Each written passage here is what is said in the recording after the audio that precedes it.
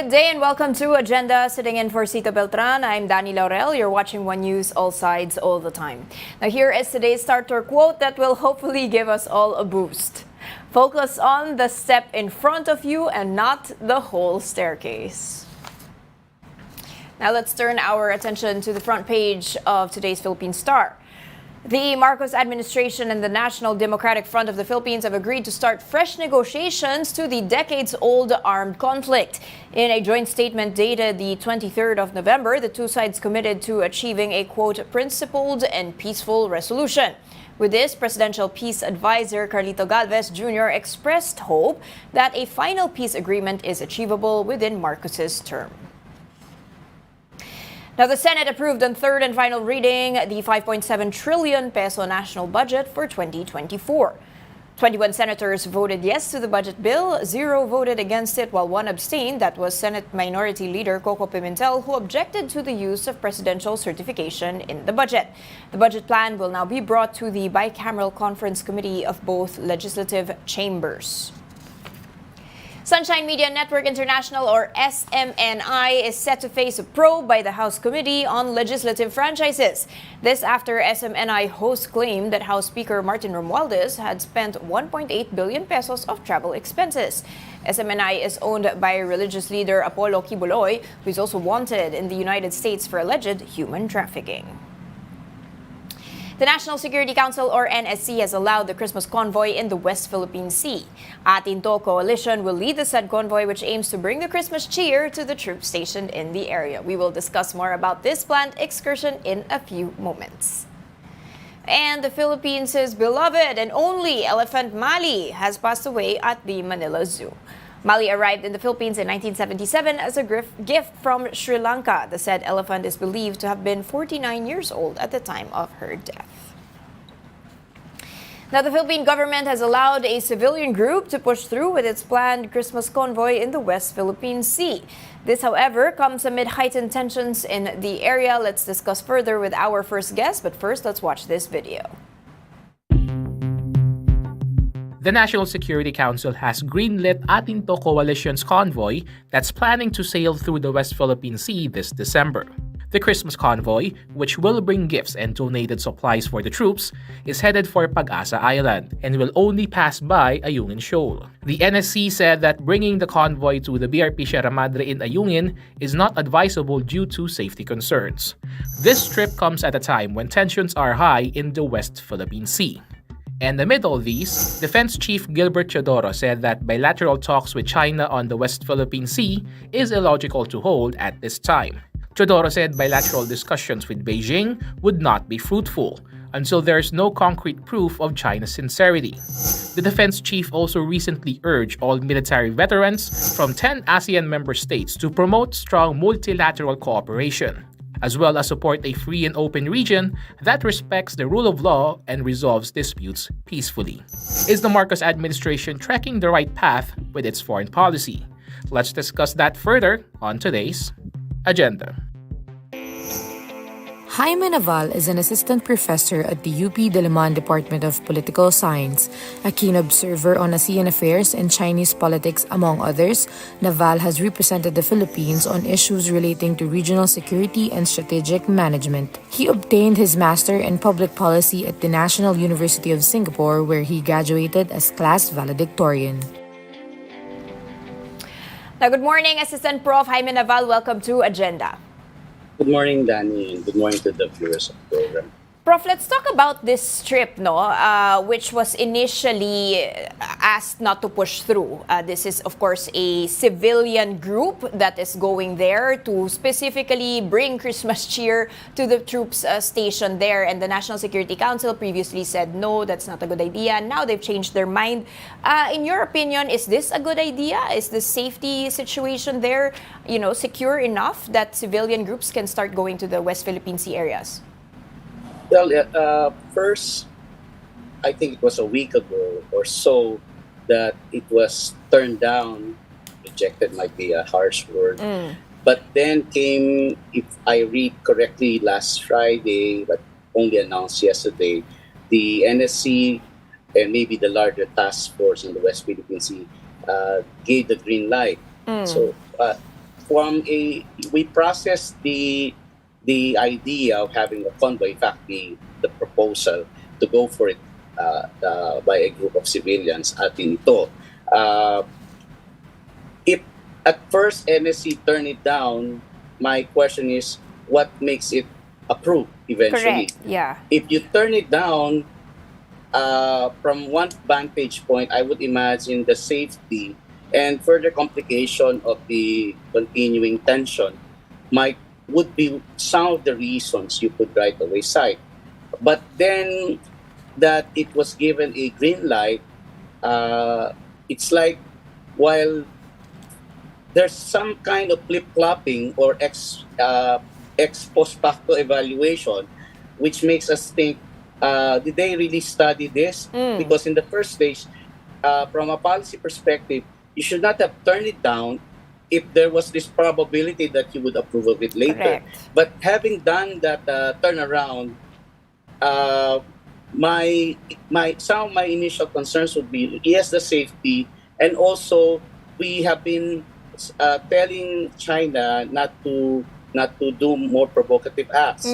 While this is a large civilian initiative in reality, but in coordination or with the cooperation of government, particularly the security sector, we cannot help, if you look from the vantage point of China, this is really provocative. Correct. And rather than, while we want to assert our right over the expanse of water and the reefs and the features that are covered by our West Philippine Sea, we do not want to complicate the matter. So the apparent intention now is to make sure that to project it from a non-military, largely civilian perspective. But that's not necessarily the way that China would likely view it. See it, yes. And instead of causing the tension to simmer down, this might even create a greater ruckus in the South China Sea that we are claiming as part of the West Philippine Sea.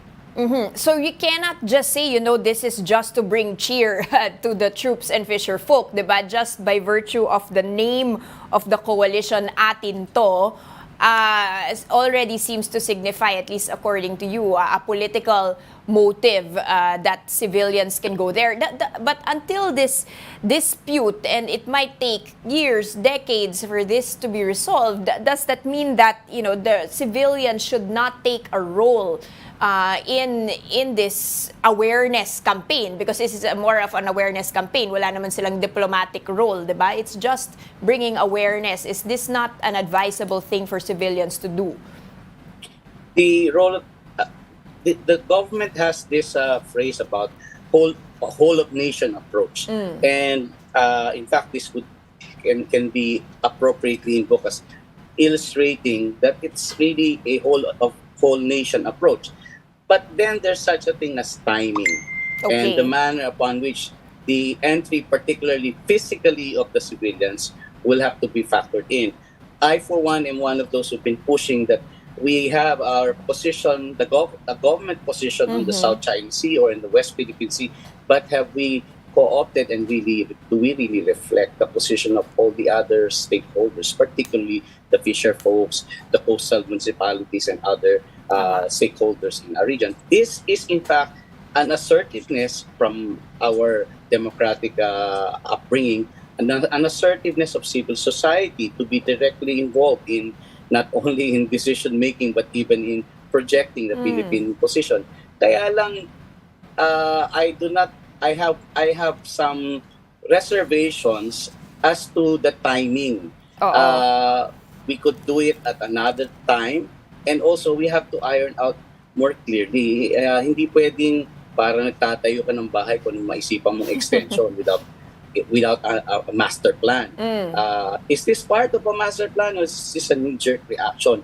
Right. We have to get our act together on that.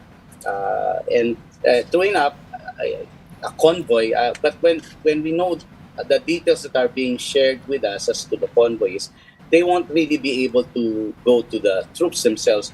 The ultimate destination would be Pag-asa, and from there, the Coast Guard and the Navy presumably would be the one to deliver the Christmas cheer packages to our soldiers. As I said, this might have some countervailing reaction from China. I'm not that we should be afraid of China, but this, while It's the projecting the timing. civilian participation, does not reduce the tension.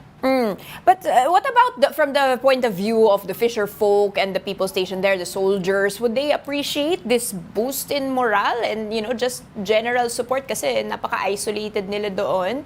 And finally, this is just an act. I think it was by Senator Hontiveros, their Akbayan party, that just wanted to give some moral support. I would imagine that there's a boost in the morale, but there are many ways to boost morale. You don't have to physically Go endanger. there. At the moment, I think we are putting our civilian folks in harm's way. I was quite surprised that I can't remember the number of vessels that are involved. We are so far kept in the dark about them. But if you imagine from 10 to 40 vessels, is this like a counter reaction to China's swarming? Except that this really would be civilian watercrafts. I cannot. I hope I would be wrong. What if the Chinese, in the same way that they would tail ram cannon hose our navy and those doing the resupply mission, would do the same to these crafts? And definitely, you would expect these crafts are not as strong as the ones our navy or coast guard are using. There has to be a security plan on how to protect this convoy. You don't just send a convoy. There would have to be plans on how to secure and protect the people participating there. Well, Prof, I mean, at the end of the day, the NEC did not turn it down. They advised against it, diba? And at the same time, they're giving these specific mandates. For instance, they cannot go all the way to Ayungin Shoal, diba? They will not go to the, quote, hot areas, dadaan lang. They will go to the safe areas. Is this enough, ano for you? Let's say comfort for you? Still the same. I think we would have to be guarded too well. This is, from the perspective of the other party, this is provocative. What can China possibly do at this point? Do you think that something like this would be something for them to retaliate us for? One thing we notice is there's not so much detail being provided to us. For example, when will the convoy be launched? I think December 10 ata, sir. Yeah. Yeah, but the absence of greater details would intimate how we're trying to not telegraph or telegram the details so that we would be able to navigate the waters not without much of the intervention of the other party.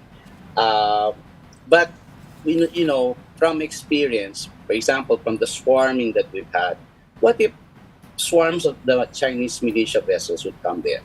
Oo. What if What their coast guard would try to ram or do dangerous maneuvers, cutting the convoy?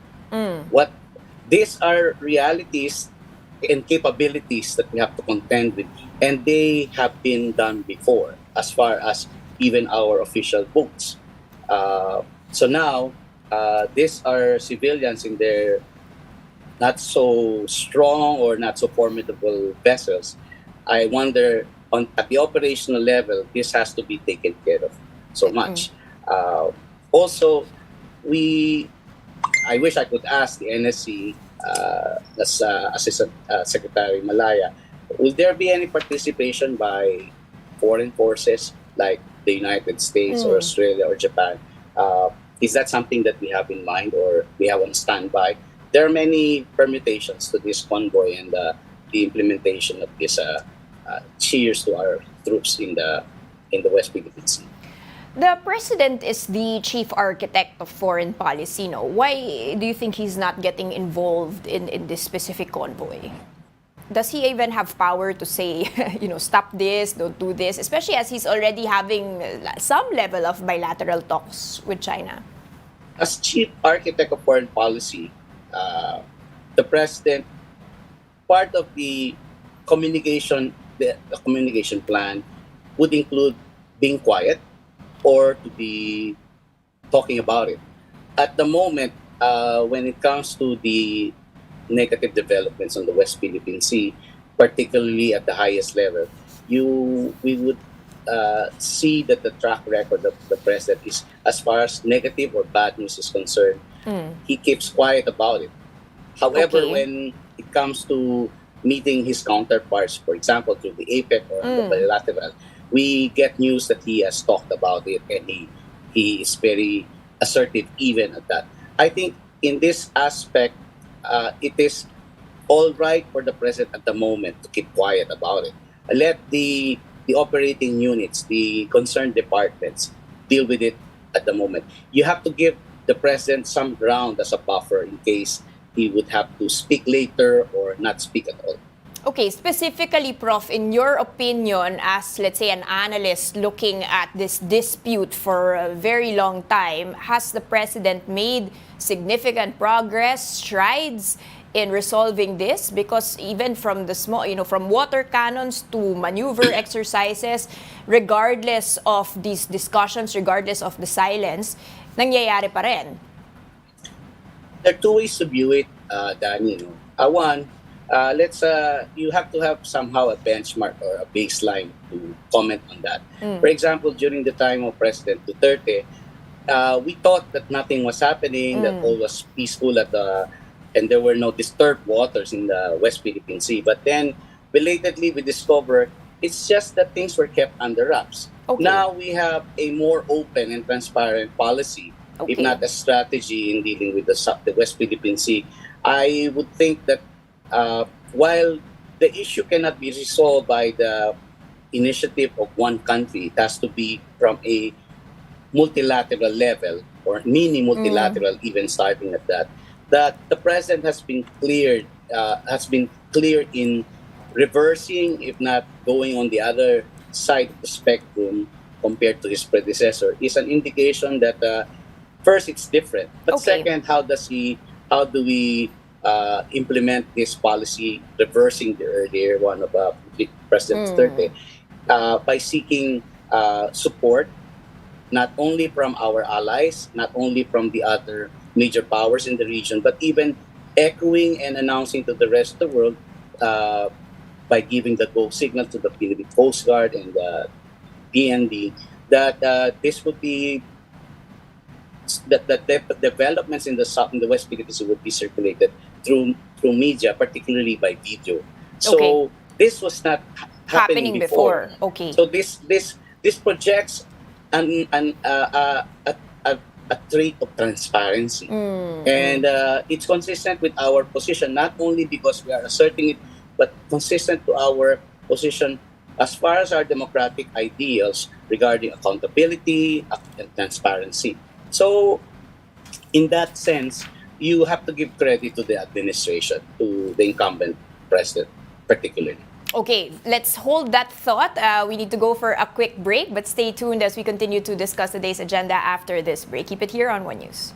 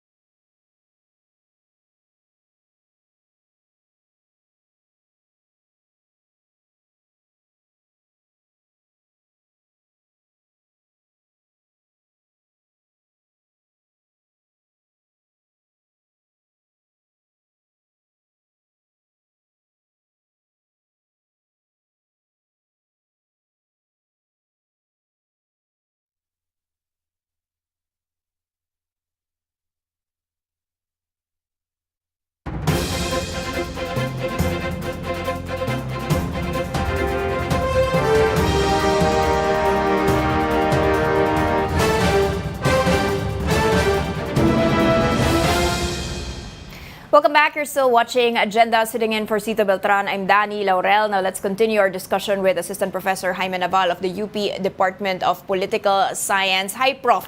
Now, before the break, you mentioned that one of the big strides, so to speak, of this current administration or our President BBM in terms of this West Philippine Sea, South China Sea dispute is transparency. No? So for the first time compared to the previous administration, we now have media covering this. We are very clear on our position, even with the negative issues that are going there. At least people are aware about this. Yes. Let's move towards the strategy of PBBM and what he's trying to achieve. Now, apart from this transparency issue, he's been saying, at least in the last meeting on the sidelines, diba, where he had this bilateral talk, let's separate the economic or other trade relations with the Philippines and China with this issue. This is just one issue. It's not something that needs to compound our relationship with China. Do you agree on this, or is this a very, very pressing issue in terms of national sovereignty that would primarily affect all the other ties that we have with this giant nation? For me, you have to consider that there are trees and there's a forest. The West Philippine Sea, the South China dispute that we have right now, particularly with China, is one of those big trees, or if you consider a set of trees that obstruct fuller development of our cooperation activities. There are other parts. There are more facets of the forest other than this security issue or this territorial issue we have with China. I am fully supportive of the position, not only of the president, but of the civil society, that there's more to relationship than the South China Sea. I'm not saying we abandon the South China Sea issue and just ignore it, but there is cooperation in other areas that we could pursue, and there would be mutual gains. Interestingly, for example, Vietnam, which is one of the claimants, and even Malaysia, one of the claimants which have disputes with China, they realize this and they continue on with the other facets of the relationship. Except that perhaps in the case of the Philippines, particularly since 2017 or 2016, we've had some of the most colorful, if not more interesting, dispute with China. As we are particularly being pressed on by both pundits and detractors. It's an either-or choice. I do not think it's a binary situation, really. There are many other facets to the relationship. And if Vietnam, Malaysia, and even another party like Indonesia can engage with China and confront China in the South China Sea once the Chinese crafts would violate their claimed boundaries, why can't the Philippines not do the same? And at the same time, follow and emulate the example of these three countries that I mentioned, that they are engaged healthily in other facets of bilateral negotiation, bilateral activities, people to people, cultural, trade, investment, and they proceed normally without much obstruction or impediment. So you don't that's think, possible. sir, I'll just be a bit more here. You don't think that that's China giving us breadcrumbs, to enjoy in the other facets while they take care of something that's, that has oil, that has resources, that's true territory. The problem is not China in a number of cases. I think the problem is us. If we settle for breadcrumbs, and then China will not give us carrots or even bigger or loaves of bread. But and that's where we, as a country, together, the civil society and our government, would have to define what really our interests and how to go about it. We may not always agree on the details of it, but at least there's a wider plan that is really reflective of the position and sentiment of the people called the nation, our nation. So if we settle for the breadcrumbs, and even breadcrumbs might prove to be not just enough for China to give, even smaller than breadcrumbs, just particles of something. And speaking of, sir, you've got Gibo Teodoro basically saying China is insincere, and despite the fact that PBBM has been having these bilateral talks, he called them specifically not fruitful. So, what does this say? Do you agree with what he says, that China is insincere? They're just talking for the sake of it, pero wala naman talagang mapapala these discussions? When nations are in a dispute, undoubtedly there's need for goodwill.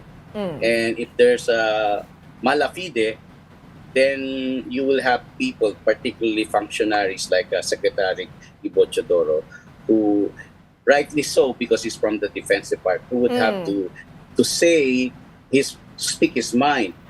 Notice that it's coming from the Defense Department. From a bureaucratic politics perspective, you don't hear that kind of exasperation, or at least a direct Tama. or a forthright evaluation from our Department of Foreign Affairs, because their turf is not to complicate situations.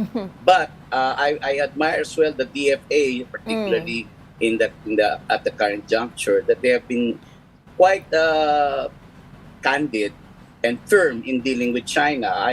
I think I've lost count of how many note verbals we have already sent to China. Correct. During the time of President Duterte, we've had more than 200. And as of latest count, including the 200, I think we must have had more than 300 by now. The position of Secretary Gibo is understandable. From a defense perspective, he calls a spade a spade.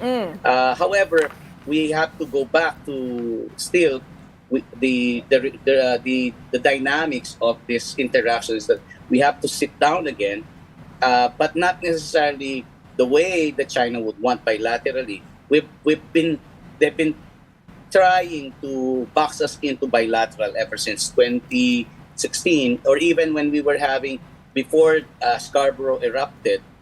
In fact, that's the one reason why we filed a case eventually at the PCA or the International Tribunal, because nothing was coming out, and whenever we would have our bilaterals, then China expands and firms up its presence in the South China Sea. So it's really a mala fide. It's a breach of the trust. How to firstly influence or condition the other party to go back, but with convincing good faith, as we would see fit, is really a tricky proposition. Can good faith happen? Can goodwill happen if we continue to get the U.S. involved? There are two sides. One is the diplomatic side. The other side is, even as nothing's moving on the diplomacy, particularly substantively, you have to firm up your backyard. Hindi naman pwede while they're building higher fences and even encroaching on your property that you will just say, okay, this is part of reducing the tension. You have to be as humble as the dove, but as wise as the serpent in this case. Hard. Okay, so what about, I guess, just comment on that point, no? Insincere. Is that what you think China is at the moment? There's a lot of double talk. There's a lot of double dealing. Xi Jinping says he wants, in effect, as an aspiring global power, China would like to be partners. But we have to define what partnership is, what common benefit, or what cooperation is. Because if it ends up that China has all the resources in the South China Sea, and that's not the partnership fair-minded countries would like to have. Okay. Finally, sir, you mentioned multilateral agencies need to get involved, or at least multilateral approach, not multilateral agencies. I correct myself. But this, instead of a bilateral approach, you also have Defense Secretary Teodoro saying we need collective action, we need to have regional cooperation. What does he mean by this? What do you mean by this? And would China cooperate if we bring in the rest of the nations? Well, it's one thing to say you cooperate, but how profoundly and substantively do you bring in cooperation into it? I think Ibo is echoing the position as well of the president in a number of his speeches. Lately, he has been trying to rally and get the support of the ASEAN governments. you see, while we are supposed to be united as an organization, the countries in ASEAN have different positions. I call Mm. it there's an asymmetry of interest, particularly Okay. you talk about Laos, Myanmar, Cambodia, and even Thailand. They are more proximate to China by geography and by politics, but and so they would have a different distancing or proximity to the issue of the South China Sea. On the other hand, countries like Malaysia, Vietnam, or the Philippines, while we can it's in our common interest to have to explore and come up with a common position. Translating that to an ASEAN-wide consensus is another. So it's not really, I've been telling people, it's not because China is strong that it's able to get its will on the South China Sea. Precisely, it's because the dynamics at the moment of ASEAN, as a case in point, is not that unified. We're not Mm. that we don't have that kind of unity that would be able to put a common front, strong common front vis-a-vis China.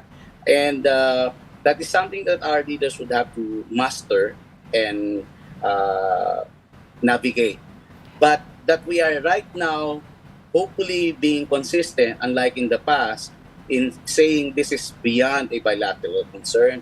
We Mm. need a multilateral or a mini multilateral approach to do this. And so we have to get our act together. One thing that I would like to, that I always iterate, one of my key areas of interest is ASEAN. You cannot expect the countries in our in the northern part of Southeast Asia, Myanmar, Laos, and Cambodia, to empathize with us if we don't empathize with them. We Right. have not even we, how many of us in ASEAN can really identify with the Mekong River problem that these countries have over China. So that's a real problem to them in the same way that the South China is a real problem to us. But there are asymmetries in our positions because of the different interests, how far we are from each other in the process. We have to get ASEAN to commit to a common position and not just articulate separate positions. It operates under a principle of consensus, and even just one not agreeing would effectively veto whatever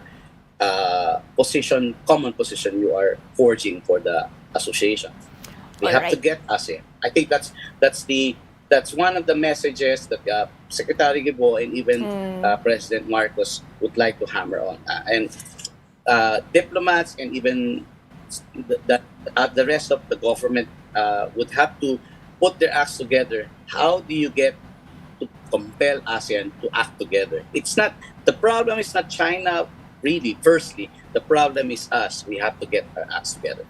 All right. And with that, let's see. And of course, hoping for a safe voyage if that atin to convoy does push through on December 10th.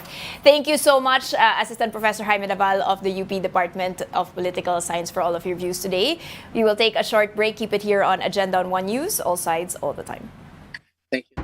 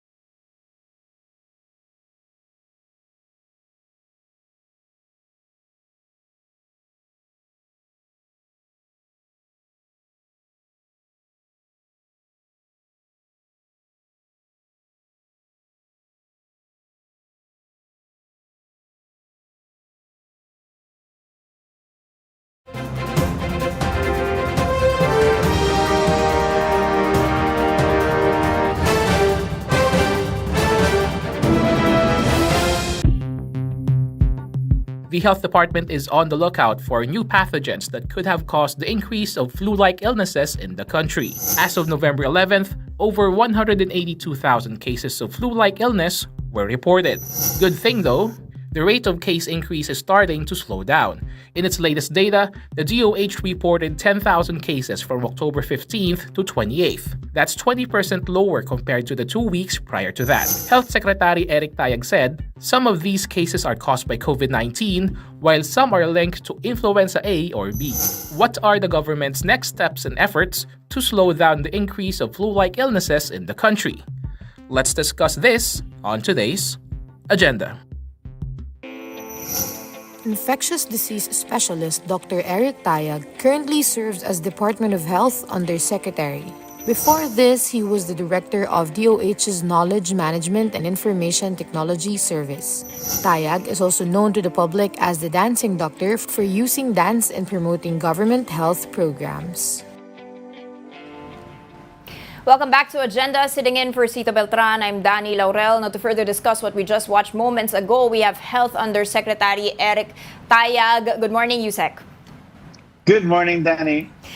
Doc, let's hear it from you. Are we worried about these new pathogens, these reported cases of flu-like illnesses now in the hundreds of thousands? We should always be in the lookout, Danie. That's making sure that we continue with our vigilance, especially that it's the colder months. And what we're getting reports from China, for example, that this month there has been a steep increase in the number of undiagnosed pneumonia very early in the outbreaks that they have reported.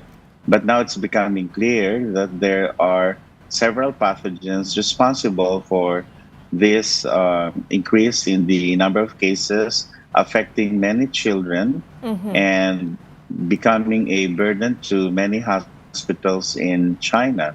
Because these are respiratory illnesses, the pathogens that they were able to report at least several days after reporting the undiagnosed pneumonia include COVID-19, adenoviruses, respiratory syncytial virus, and a bacteria, the Mycoplasma pneumoniae. And the World Health Organization urges China to provide more details about this increase in the number of pneumonia cases and deaths among children in at least 3 regions in China. Back to you, Danie. All right, Doc, you mentioned this is something that you were looking at and we don't know much details yet. We're still asking China, but they've actually already mentioned that these are things that are related to prior types of flus. They've given a list of the kinds of illnesses that had already been existing before. Or are you thinking that there might be something odd or unusual from these reports? Well, they've reported, aside from the virus, as I mentioned, influenza viruses. Like here in the Philippines, we are reporting cases of influenza A and influenza B as we continue to monitor influenza-like illnesses. There are no confirmed evidence that there's a new pathogen. Okay. And we hope it stays that way. Okay, let's go back to the issue of there's COVID-19 again. Is this a different strain? Can we say that we're not going to see a repeat of the types of COVID-19 that we saw during the height of the pandemic? These are more flu-like. What can you advise against those that test positive for COVID? Mutations are still happening. In fact, the WHO just last week issued another information about a new variant of interest. And this way, countries are encouraged to make sure that genomic sequences are done on samples that are being confirmed in laboratories for COVID-19.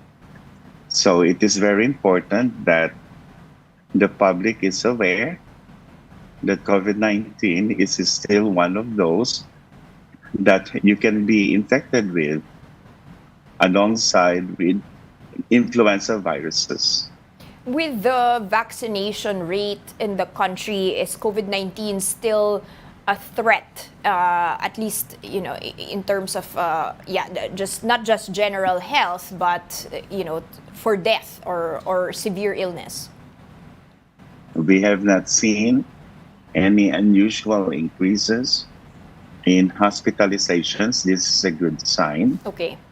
but we want to make sure that the public remains vigilant, especially older persons, pregnant women. Don't forget your mask, and for everyone to stay home if you have any symptoms of flu-like illness. Can we still differentiate, sir, between COVID-19 symptoms and flu-like illnesses? We cannot. I see. That's why it's required to do a test. Either you test yourself because these are already available for home use. Okay, let's take a step back and understand. Do we have? You mentioned these are the cold months. It's expected to have some level of flu, no? Compared to previous years, at least pre-pandemic, no. Let's take away the pandemic.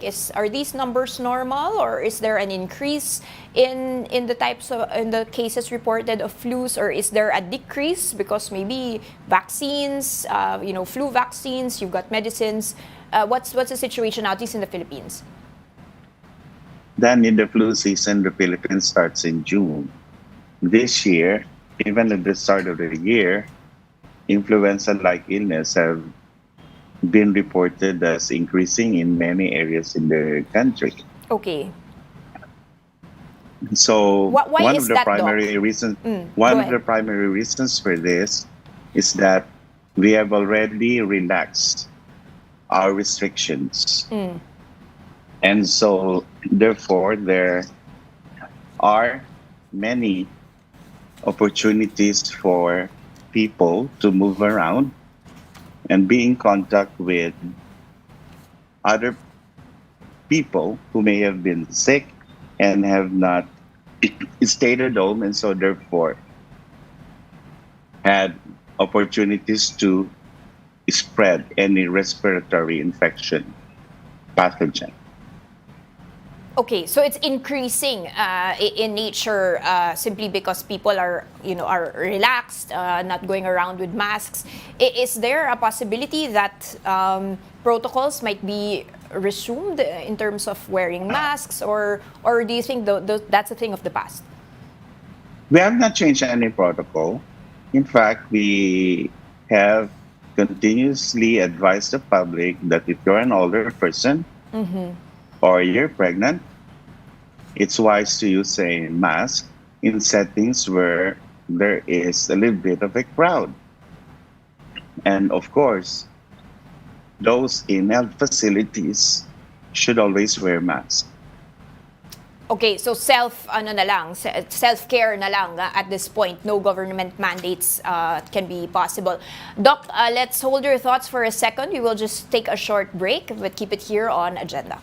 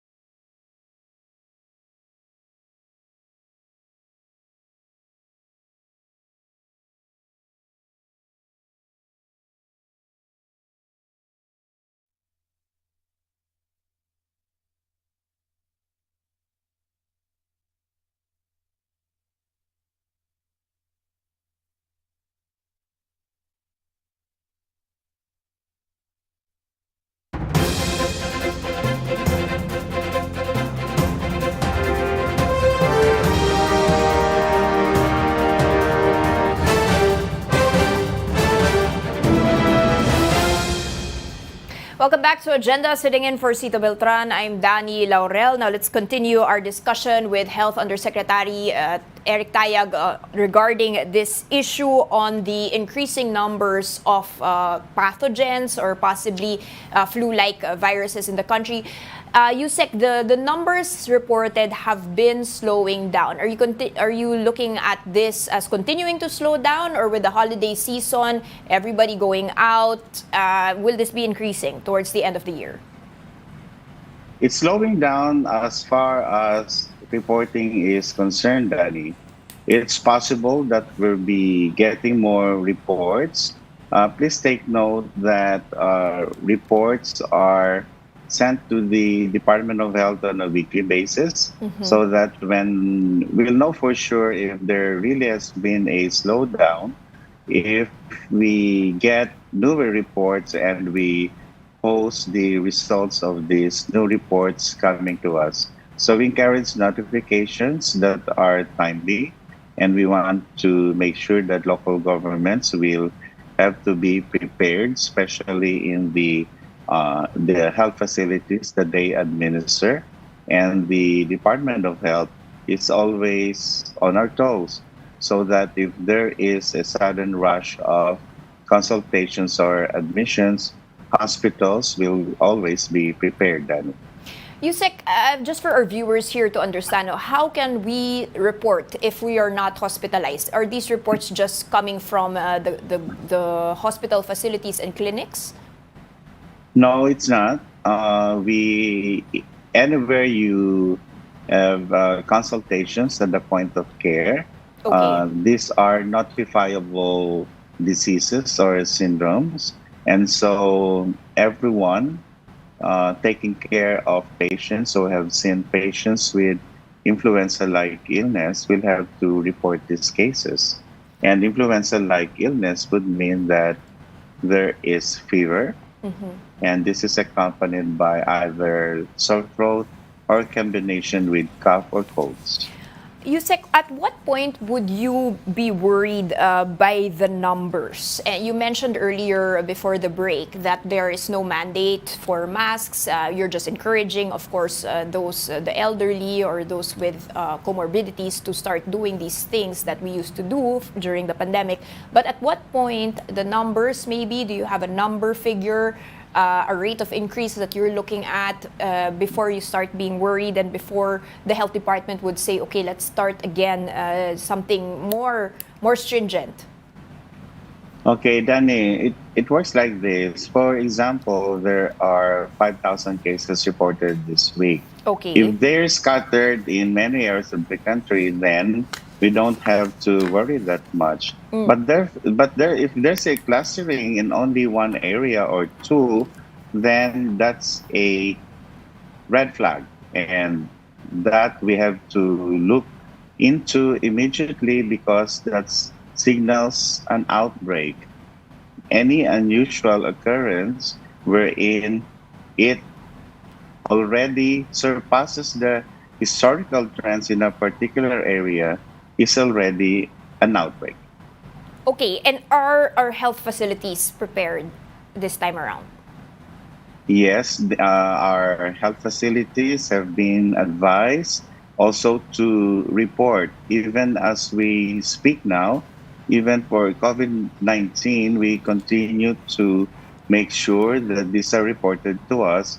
We want to make sure that we have enough intensive care units, for example, that are available, that our ventilators are there if these are needed, and as well as for the requirements of personal protective equipment, so that our health workers will not be in harm's way. Yusek, you mentioned that we are monitoring the situation in China and what's going on there. Does the Department of Health have a level of coordination with the Department of Health in China, or do we have direct communication with them? How are we able to get more data on this? Okay, the system is the international health regulations, and we have a focal point in the Department of Health. That's the Epidemiology Bureau. This is the way that member states or countries are able to communicate with each other. And so, from time to time, the Philippines will get reports from the international health regulations, not just, for example, on influenza or the events in China. Like, for example, the monkeypox that has resurfaced in Africa, we also get that report. Okay, how can we prevent these imported cases from coming in here?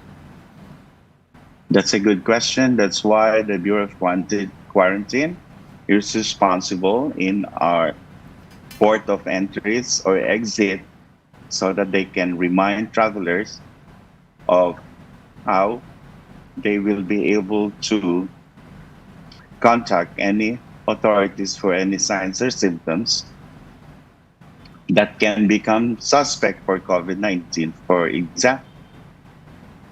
Okay, any travel advisories that the Department of Health would be issuing in the case that again these cases would go up in China? Are you looking at specific numbers there before telling our travelers, okay, let's not go to specific areas of China, like you mentioned, monkeypox as well, or is this not something that you're looking at? There's no currently any travel advisory for any of these countries that have reported this event.